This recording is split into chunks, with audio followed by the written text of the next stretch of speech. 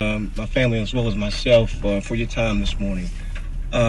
Regarding this particular story, guys, this is a situation in which a young man poured sulfuric acid over her face and her upper torso. And as a result, she's been in a pretty bad situation the last almost 2.5, 3 months between Grady Hospital and Emory Hospital, which are fantastic facilities for this type of injury. And it's been fairly horrific and overwhelming for the family and also for my wonderful sister. So she suffered third-degree burns on her face, including her eyes, her neck, her arms, and her shoulders. And what happened? What happened that caused this? Well, now, what I don't want to do is get into the details because we're seeking an investigation on this. Right. Mm-hmm. And so I want to be careful about what I say and how I say it. Mm-hmm. But basically, this was a situation where he insisted on bringing some agents in the house for some reasons that were not approved or authorized. And as a result, end result was it was all over her face and her torso. Now, we know we have your sister on the line. Christy, are you there? Yes, I'm here. How you doing, Ryan? I'm doing very well. How are you doing? I am doing as well as I can be doing with this situation. It's been devastating. It's changed my entire life, affected every part of my life, including my appearance, my job, my kids, everything. Well, we know that you were doing some counseling. You were doing a lot of great things in the community. As you are moving forward, because you have a lot of surgeries ahead, you have a lot of things that you're going to be faced with. What is it that you want Atlanta to know about this situation this morning? And like your brother said, we know that it's a delicate situation, but we want to kind of bring light to it.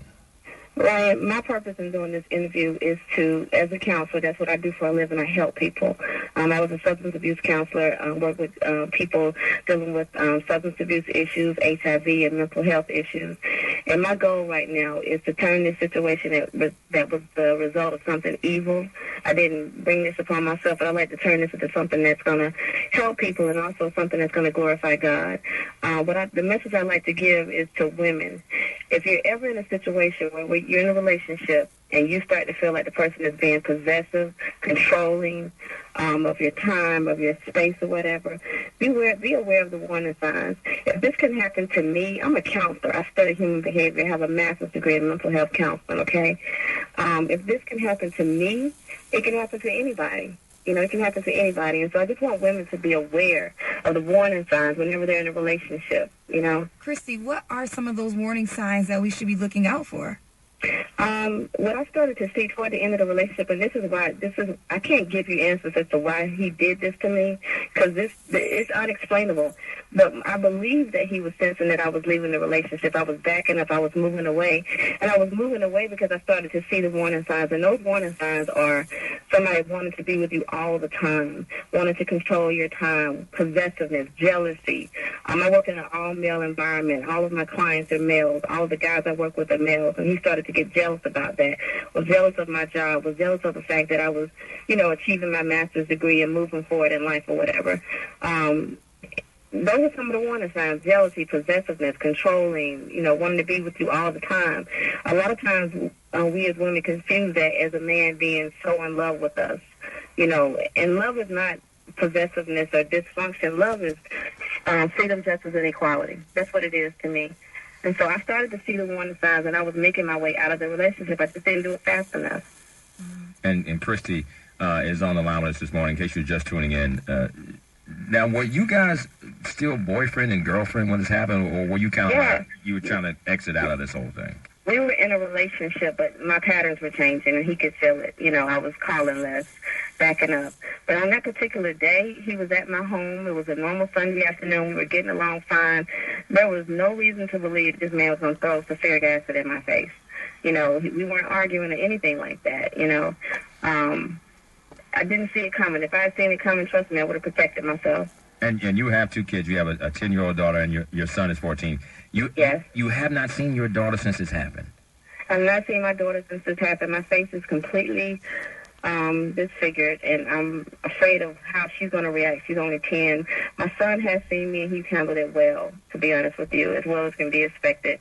Hopefully I'll see my daughter soon. I probably won't wait until I have surgeries because that's just too long to be away from her. But, right. No, I haven't seen her at all. And this is been devastated, trust me. And I haven't seen a lot of people, but my daughter is what I'm most concerned about right now. My daughter and my son. Christy, with all of this that's going on, you seem like you have such an uplifting, positive attitude towards the future. Just recently in the news here in Georgia, there was another lady who was attacked by her boyfriend and required 3,000 stitches around her face. Now, when you are going to go out and talk to other women who have suffered something like this, like yourself, what do you say to them? Do you find forgiveness? Where do you get the courage to move on? I have an unwavering concern for people. I pray for him, the guy that did this to me. I have a Holy Spirit that dwells on the inside of me, and nothing, not even somebody throwing acid in my face, is ever going to change that about me. There's a powerful spirit going on inside of me, and it's just never going to change. I'm never going to allow anybody to turn me into something that I'm not. It's never going to happen. I don't care what happens to me. This is a horrific situation.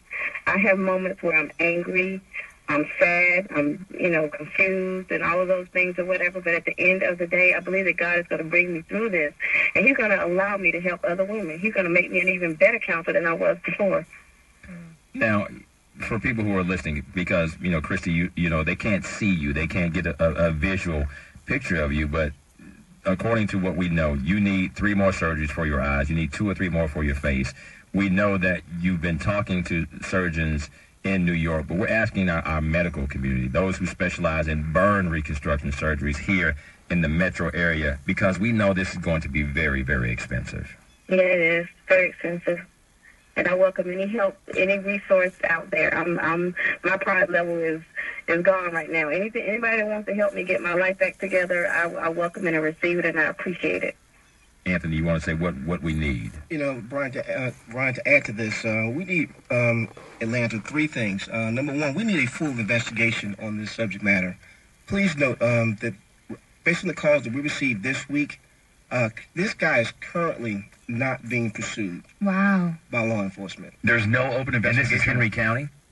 Well, I won't get into the counties. I won't get into any names or any departments. Right. But there's an open investigation. But based on our call on Monday of this week, it is not being pursued at this time. So how can people help with that?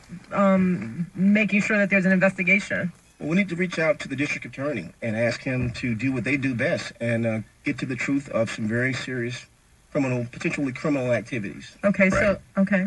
But, Anthony, okay. Which district? Wait, but look, you may not be able to say it because you, if this is Henry County, we got to know who the DA is. We got to know who to call for. Because, I know you. And I know you pissed off, man. So, write it on a piece of paper. Let me say it if you worried about it coming back, because this is ridiculous, man. Right, yeah. This is crazy. It's ludicrous. It's crazy, man, that this cat is still walking around. Now, he's trying to reach out and talk to you? Absolutely. Aggressively. To say what? Yeah. Guys, we're scratching our heads, guys. This makes no sense to anybody who hears this story. It makes no sense at all. I'm getting Facebook alerts right now that say Christy is my high school. She was in my high school class. I went to school with her. She's such a strong person. She was my classmate. I'm getting that on my phone right now. Yes. Number 2, guys, in Atlanta, we are seeking guidance. Guys, no one goes to school to manage a crisis like this. We're looking for the best surgeons in Atlanta and in this nation who has great clinical results in performing full facial reconstructive surgery. Because that's what she needs. Absolutely. She's had 6 surgeries already, but those surgeries had one purpose, and that was to keep her alive. The next several that she's going to have is going to restore, and guys, we will restore her with the best medical technology out there in this community. Number 3, guys, we're seeking financial suggestions and creative ideas. This is going to cost a fortune. If you have any suggestions, any ideas, any thoughts to aid us in getting this horrible story whole once again, please let us know. We have a website that we're seeking just comments, donations, and whatever you may share with us. We'll be very, very appreciative. Christy, you're getting, on the stream at V-103.com, you're getting so many positive comments. Nikki just said, my heart is heavy. This is one of the sweetest ladies I know. She went to high school with me, and we love her. Like, people cannot believe that this has happened. Yeah, this has gone viral on Facebook. I was very well known in Southwest Atlanta. I went to Douglas High School. My classmates have been very supportive. My GSU and Mercer classmates have been very supportive. I've treated people well throughout my life. I didn't deserve this, Ryan. Anthony, you were just mentioning financial help and everything. Is there a fund set up through Bank of America that people can reach out to? Absolutely, there is. Yes, it is. Do we have any more information on that, or just? Well, we have the Christy Sims Fund here. We have the account number. We'll put that up on the website. There's also a Facebook.com/Justice for Christy with a Y Sims that people can go and show their support as well. And also, as an additional site, and that site is www.youcaring.com/Christy Sims. If you don't mind, I'm going to repeat that. Yeah, go ahead. Spell that out, too. www.youcaring.com/CHRISTYSIMS. Christy, right now we got to go to traffic here, but as we close, I just want you to, there's 1 million people that are listening to this show right now. Like, based on where you are and how you're feeling, you counsel people all of your life. You've been there for people all of your life, and now you sit on the opposite side of the desk. What do you want to say to people who are listening right now? I want to tell people that this happened to me. It's horrible. I was a pretty girl, and I'm not right now. I'm going to be rebuilt. I'm going to be okay. I want to say thank you to all. I've been getting donations left and right. I want to say thank you for all the kind words. Thank you for the donations. Thank you to my family, my job, Stand Incorporated. I want to say thank you to you, V-103. And I want to tell women, like I said before, to just be careful, be mindful of who you allow to come into your space, because everybody's not meant for you.